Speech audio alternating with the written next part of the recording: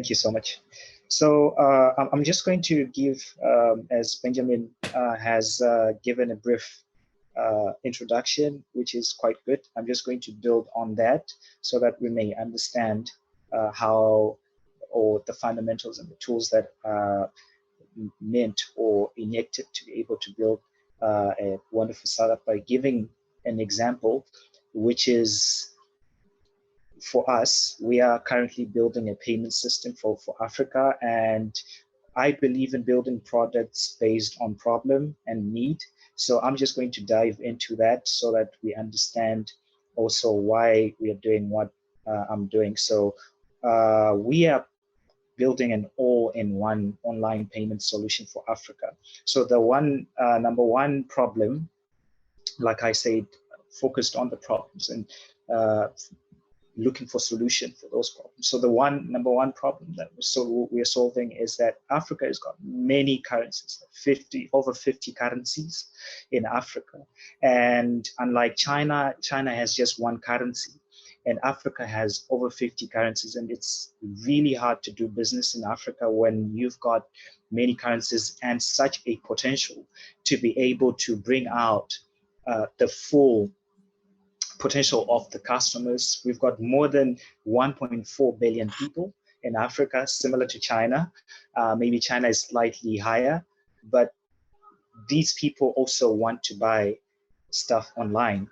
And most of them, over 50%, if not 60%, don't have access to online payment systems. And we are building this online payment system to be able to provide exchange with ease, to also to be able to provide safe and a protected platform, because everyone wants a safe and protected environment to be able to exchange, both individuals and businesses. Also, we are providing a platform that can allow our customers to be able to connect all their bank accounts, all their information on one platform. And this is a problem that is there right now in Africa that we're solving. And we want to make all this accessible and easy, especially when it comes to products, on-demand products, when it comes to what people want and like, so that they get it in time. And our mission is to be the leading digital wallet in Africa. And as you can see, our own CC, which is Casly Credit, stands for Casly Credit. It came as a concept when we started a movie platform in 2020, and people were having troubles making payments. We launched in Zimbabwe, the country that I come from, and then people were having problems making payments, and it was difficult to scale without solving the issue of payments. So this led us to start this initiative of creating one crypto coin, and this crypto coin based on blockchain, where we can allow the rest of Africa, more than 56 countries and more than 50 currencies, to trade using one currency. So this is potentially the only currency that can be able to eliminate all the transaction wars that our continent is facing at the moment, and it's secure because it's based on blockchain also. So that concept of CC is started we got pre-seed funding. I like what Benjamin had presented. For us, in real case scenario, it was family and friends in 2020. So I pitched to family and friends, and they were convinced, and they put money into it. And then by 2021, we had released a self-service platform. So this self-service platform was able to be released, and people were able to buy Casly credits using real money, using their own local currencies from any country, most of the countries in Africa, and also including the States, including the United Kingdom. We just added China this year, and then we added some more countries also this year, including Morocco and Egypt. So as you can see in 2022 this year, and also the timing is good. So the timing, why now? The timing is good now for us to come into the market, because digitalization. Everything is being digitalized. Even especially in Africa, everything is being digitalized. Like businesses, there are more than 1 million businesses in each country in Africa, more than 56 countries, more than 1 million businesses that are operating offline. We want to bring those businesses online. And how do we bring those businesses? This digitalization is spreading across Africa. This is the time to start bringing those businesses online. Just like when China was 20 years ago, when China was still growing and the e-commerce was starting, when Alibaba came in and Jack Ma introduced Alibaba, this is the same stage that Africa is.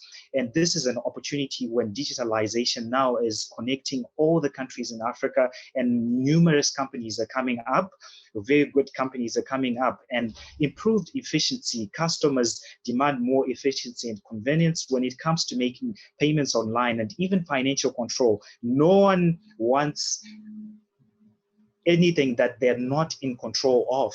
So especially financial control. Everyone wants financial control. So soon we are going to be getting into even giving people loans, and I really support the Jewish system because I have some experience working with some partners who are really building some really good systems. I've been studying some Israeli startups, and I like this. I really love the system. It's something that has also inspired me in my entrepreneurial life personally. And also, we are going to move to traction, which is something that is very important in business. Traction shows you how or what the progress you are making in your business. So right now, we've got more than 3,000 transactions that have been made through our platform, through people who are buying this costly credits. So people are buying this costly credits to be able to access products, to be able to access music, movies, anything that they want online. So it's now a method of exchange, and it's something that was adopted within a short period of time. It's very easy for people to now buy things online through our own coin that we have offered to them. So it's now growing into even NFTs. It's growing into Web3, the different decentralized systems that we are facing or studying today. This is exactly where our startup is growing into. And it's quite fascinating and interesting how we have been able to also have this startup opened up to individuals and businesses. So this is our target market. And we created CC for these customers. And our individuals, for example, our target market, the individuals who is anyone who has a bank account, anyone who has any currency, anyone who exchanges online, anyone who would like to buy anything online, any individual. This is what we call the consumer. And this is our target market. This is target market 1. And then target market 2 is the businesses, which we call B2B. For individuals, for some of us, we may know it's B2C. And then we've got also B2B, which is small to large companies that require and use also banking services. So all these companies, even the companies that are coming to Africa, including Uber, including Facebook, most of these companies that we know that are coming to Africa, they don't understand the African market, most of them, especially when they are coming to Africa, because they are not from Africa. It's just like the same as myself. I don't understand the Chinese market as well as much as the Chinese do. So it's the same with Africa. So we're building these tools for them. For them to come and make transactions in Africa, they need to understand the market. And how do they do that? First of all, they need payment platforms or payment systems that can be able to enable them to get the value that Africa has. And right now, they haven't really unlocked that value. And this brings us to the market size, which is 9% of market share that we've already taken out of the 53 addressable available market. And then the total market available market is about 1.9 billion. And this is massive. This is big. And as we can see, the direct competitors that we have, we've got PayPal, Stripe, Alipay, of which all these payment platforms, they have not been adopted in Africa. And Africa doesn't trade as much online with Alibaba or Amazon. Why? Because of the payment systems. And we are bringing in this solution to be able to cover this gap. And PayPal, Stripe, Alipay actually our direct competitors, and our indirect competitors are Wise, World Remit, Western Union.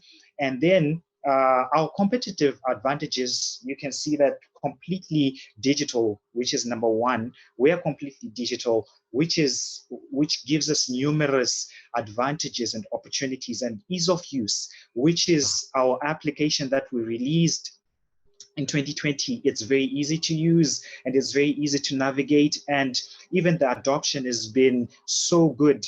We had, like, right now we have about more than 10,000 users that are using our platform, more than 10,000 users that are using our platform right now. And then we have also an open and accessible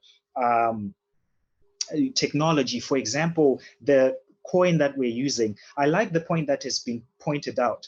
We are not focusing on the technology. The technology is not the target, but the target is the solution that you're offering to the people. So the solution to the problem that we have, what problem are you solving? And then the technology is just the driver, is just the car that is going to make you get to the destination. Even the money that has been mentioned, those are just the drivers that, or the vehicles that are going to make you get to the destination. So our solution here is something that is enabling someone to get something online with ease, and also it's open and accessible, and also it's safe and secure. So our competitor approach is, we've got both offline and online marketing, which is quite good for awareness, because our marketing, I believe that innovation plus marketing plus innovation plus marketing equals to success, and the rest is cost. This is what I believe, and it's something that I've experienced also, because I've had a startup that failed, and then with this startup that I started the second time, I've come to realize that each and every problem that we solve, when we innovate something, we are not taking the cost of the innovation itself, but we are also taking the cost of the marketing, so that it becomes one. That's the total cost. Because once we innovate, if we don't market that innovation, it's not going to go anywhere. We are just wasting, and we're just wasting resources. So every time that we innovate something, I look at the marketing costs. So what have we innovated? So it's good. It's a good thing. It's going to solve a problem. But what is the marketing cost behind it, so that the market can be able to have access to our innovation? And then the rest is cost. Then that brings success. And then our partnerships, we've been able to make partnerships with logistics companies. We've been able to make partnerships with even payments solutions, other payment solutions. We've been able to make partnerships with even movie actors, with even influencers, because as we are building this well-rounded system, we need connections with everyone in this sector, so that we can be able to build a sustainable environment, a sustainable marketplace that is decentralized as technology is evolving. And then we also have been doing events and trade shows, and we continue to participate in these, so that we get exposure, and so that also we expose our products. So these are our plans, the product plans, which is the basic personal plan, which is the first one. And then the second one is paid, which is about $25 per month. So these are the plans that we are going to introduce for the Castle credit. But also we have created a marketplace, and that marketplace where we have opened up to suppliers to be able to access also the Castle credit. So these product plans are meant for the businesses. So this is B2B. So like I said, we've got two structures. So I've also discovered that even in the B2B, you can have another B2B. And this is exactly what we're doing. So we've got two products. So the Castle credit is a product itself, a very good product. And then the marketplace is another product. So these are already two revenue streams. So from the marketplace, we can also have revenues from subscriptions, from suppliers coming to subscribe to our solution, so that they can be able to access the tools that we've given them to be able to create their stores through the Castle credit. And also they can be able to pay to get or to use the Castle credit. What does it mean? They can be able to license the Castle credit as a solution to their business problems. So we can be able to license our solution to businesses, for them to be able to also use as developers to use our solution. And also we are also having a marketplace that we're giving to them also at the same time, so that they can also sell their products and make money, as these are entrepreneurs who are looking for opportunities also at the same time. And also we've got the business plan, which we also can be able to meet with you if you want to have some at least some customized plans for your business. And my name is Panashe, as introduced earlier on, and I'm the Chief Executive Officer of Castle Credits. And then Mr. Tafadzo Mombeshora is currently our Chief Financial Officer. He's the one that I invited when we were raising money. He's the one who was facilitating raising funds, and he was running around helping us to be able to put things together when it comes to funding. So one thing that I've noticed, if you've got a purpose and a plan and a vision, like there's some people that are going to believe in it, and they are going to come and support you and build it into something big, massive, more than you've ever imagined. This goes to, the same goes to Dipesh Mishra, who's our Chief Product Officer at the moment. So I am technologically aware or knowledgeable. I've got some knowledge in technology because I'm well read. I read a lot, but also I figured out that there's some key positions that I need people to work with me in. I cannot do anything or everything alone. So I had to get people who are really also skillful in these sectors or areas where we can be able to collaborate together and work together. The more I read about what they're doing, the more I also understand how they work, so that the communication is effective also between us as a team.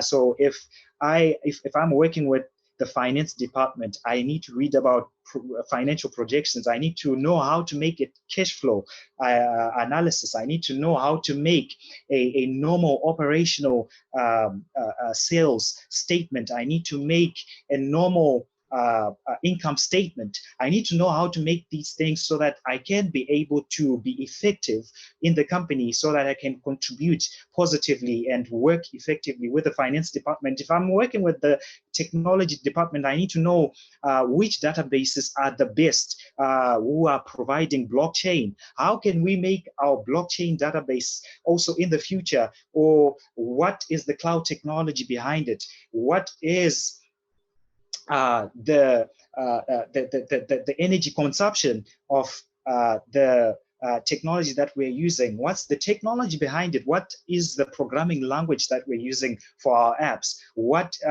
is the technology behind the CC? I need to know all these things to be able to communicate effectively with the team. So our future roadmap is to be able to at least raise by 2025 to raise Series B funding, and then also to raise Series C funding by 2027, as we enact and as we implement our plans and and as we reach our goals for each and every plan that we've set forward, like as before. And then in 2028, we look forward to go to or to reach the private funding stage, and the exit is going to be IPO. So we are driven to be IPO. We want to reach the public offering, and this is the goal. This is our financial goal. This is our long-term financial goal. And this is something that we're working towards each and every day. I wake up, I read how much is needed to get there. Are we on target? How much do we need? Because there are also in each and every country that we operate in, I have to know the laws in that country. I have to read how much do we need for us to get to IPO by this date. Who are the potential players that we can start talking to and building relationships with? Who are the underwriters who we can start engaging now? As I have a vision of building an IPO controlled company by at least by 2030. So this is my presentation today, and I hope you have a good evening, and thank you so much for listening to me, and I'll be happy to have any questions later on, and these are my contact details, and I look forward to the rest of the event. Thank you so much, Benjamin. Thank you so much, Panashe.